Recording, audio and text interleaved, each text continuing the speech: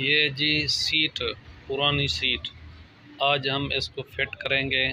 ये फोम है जी सीट का, हमने ये उतार दिया है। ये नीचे वाला है सीट फ्रेम लोहा, ये प्लेट है सीट की, ये वही है। इस पर हम जो है ना सीट फोम नया डालेंगे नॉर्मल। ये नॉर्मल है जी। इसके सेटों पे हमने कोशिश की है कि टेपलेशन लगा दें, इसलिए कि यहाँ पे सीट फोम जो होता है ना वो कटने से बेहतर है, इसलिए हमने यहाँ पे टेपलेशन लगा दिया है जी। ये इस तरह फिट होगी। थोड़ी सी सही टेपलेशन की ले लें, टेपलेशन यहाँ सेटों पे लगा लें,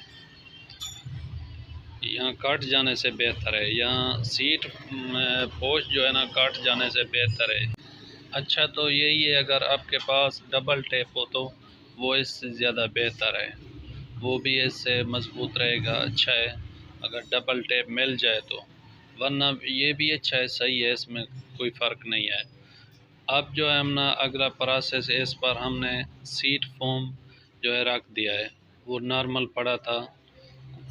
ये सीट फोम जो है ना इसके ऊपर हमने ये सीट पोशन, ये यूनिक का है जी, इस पर हमने पोशिंग लगा दी है। ये पैनाफ्लेक्स जो है ना नॉर्मल क्वालिटी का है, बेहतर है। अब जो है ना ये सेटों को फिट करके ये आप देख लें, पोशिंग सही, अगर पोशिंग सही बराबर में होगी तो सीट नॉर्मल जेनवन जैसी लगेगी।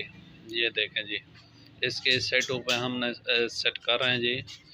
यहाँ पे जो टेप लगाया था वो नीचे बराबर होगा तो सीट पोशिंग कटने से बेहतर है, अच्छी रहेगी।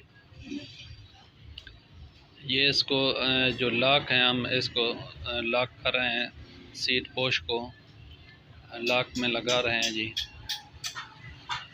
ये चारों तरफ ये देख लें, ये पीछे वाली तरफ है, ये भी लॉक कर रहे हैं। इसको जो रिपट होती है इसमें वो उसमें लॉक कर रहे हैं जी।